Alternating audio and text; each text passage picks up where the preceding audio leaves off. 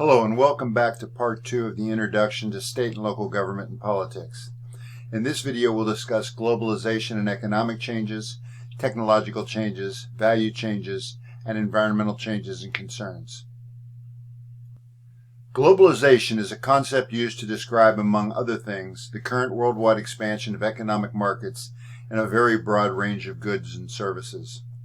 The creation of the current global free market economy was facilitated by a variety of international regimes, that is, treaties and multilateral agreements such as GATT, the General Agreement on Tariffs and Trade, and institutions such as the World Trade Organization, the World Bank, and the International Monetary Fund.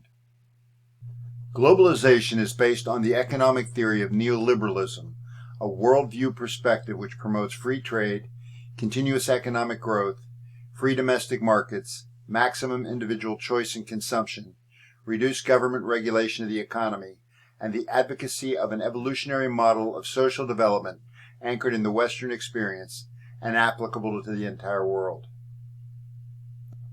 In general, neoliberalism and globalization view economic growth as the primary expression of human progress and believe that the expansion of free trade and the promotion of Western consumerism are the proper public policy goals for nations and local communities alike.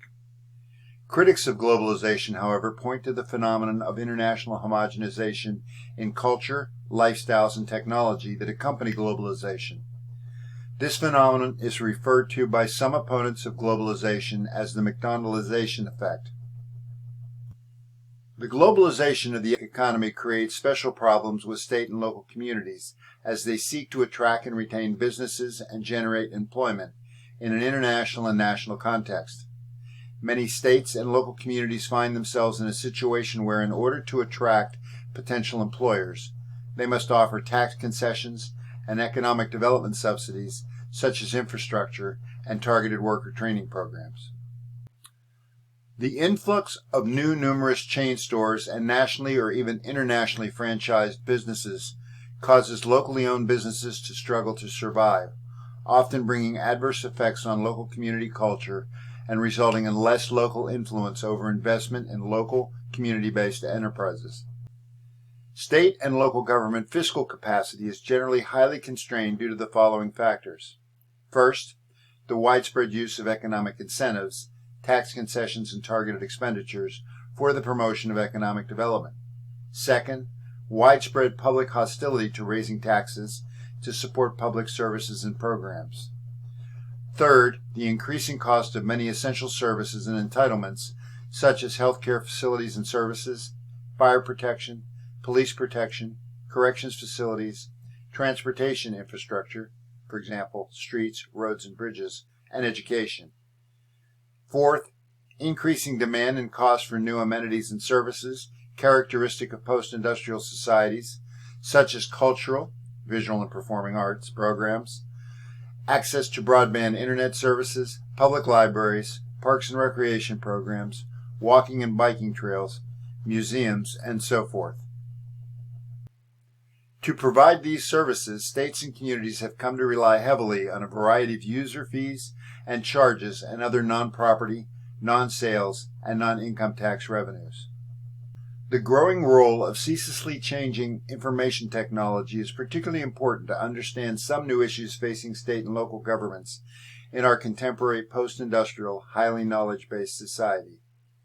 The technological infrastructure of communities plays an important role in attracting the knowledge-based businesses characteristic of post-industrial countries, and this modern information technology infrastructure is becoming an important component of state and local government governance as citizens grow increasingly comfortable in the use of internet to access government information, to file required forms, to renew their driver's licenses, to register to vote, to reserve summer campgrounds, to pay taxes, and to communicate with their elected and career service public officials.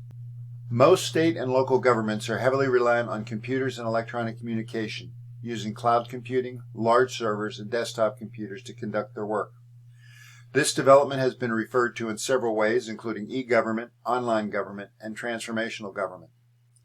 State and local governments are increasingly exchanging information and providing services to businesses and citizens alike to promote efficiency and increased accountability. Many state and local governments across the country are also using the internet to engage citizens in the policymaking process, and some are even implementing electronic voting technologies as part of this process. This innovation has been called e-democracy. Most state governments have established websites that include extensive information concerning all branches of government, various departments and agencies, and information on how and where citizens may contact their elected and career service officials. Similarly, new electronic voting technologies are being implemented to speed the counting of ballots, as well as providing more user-friendly access for disabled voters. E-democracy has also generated considerable controversy because its critics argue that election fraud can occur through difficult-to-detect software malfunctions or even the electronic manipulation of vote counts. Another related concern that arises from rapid technological innovation in the United States has been referred to by some scholars as the democracy versus technocracy quandary. As post-industrial governments, state and local governments face many policy problems that are highly technical in nature and require scientific knowledge to manage effectively. While there are considerable geographical, cultural, and economic differences among state and local governments, they all feature democratic systems of governance that have experienced a noteworthy decline in public trust of government. Along with this diminished trust have come forceful demands for increasing citizen involvement in governance.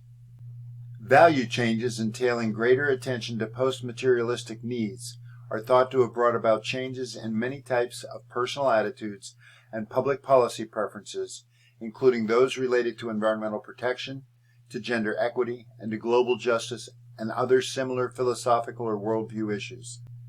Some careful observers of societal change in post-industrial societies suggest that the development of social movements in the United States relating to consumer protection, women's rights, gay rights, and environmental protection are a clear reflection of societal value change.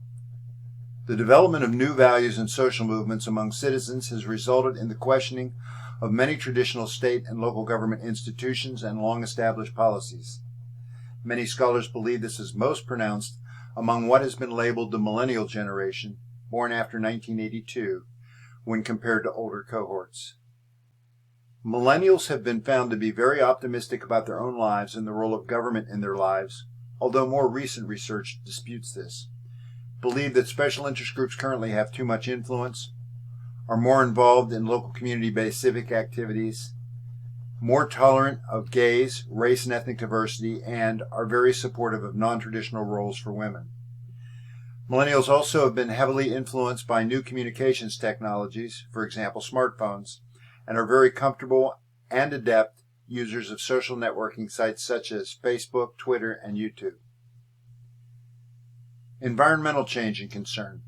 As with other factors affecting state and local governments, new environmental issues and concerns also reflect the nation's transformation from a pre-industrial agricultural nation in 1776 to the coming of the Industrial Revolution in the late 1800s, and then to the development of a post-industrial society in the latter half of the 20th century.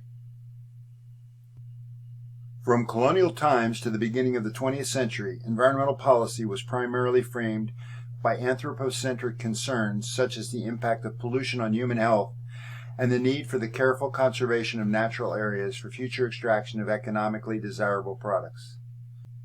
The start of the 20th century witnessed rapid growth in the number of citizens and organized groups interested in the conservation of natural resources. Interest in conservation often arose in reaction to the highly visible widespread abuse and even destruction of public forests and waterways. This approach to the natural environment was based on the premise of anthropocentrism, that is, a human-oriented view of nature where human needs, wants, and desires are given preeminent priority in the managing of natural resources. It assumes that the non-human part of the environment is to be seen as little more than a fund of raw materials for humans to make use of as they see fit. It follows from this premise that providing for human uses and benefits becomes the primary aim of any environmental policy, whether those uses are for commodity benefits, for example, lumber, food, or energy, or for aesthetic or spiritual benefits, for example, wilderness preservation and outdoor recreation. By the late 1960s, however, a new environmental policy orientation emerged in some U.S. states and many communities, one which is more biocentered or eco-centered in its premises and in its philosophical character. This biocentric approach elevates the requirements and values of all natural organisms, species, and ecosystems to center stage, and in some versions makes the earth or nature the focus of moral considerability. In part 3 of this introduction to state and local government, we will discuss state and local community resilience and sustainability.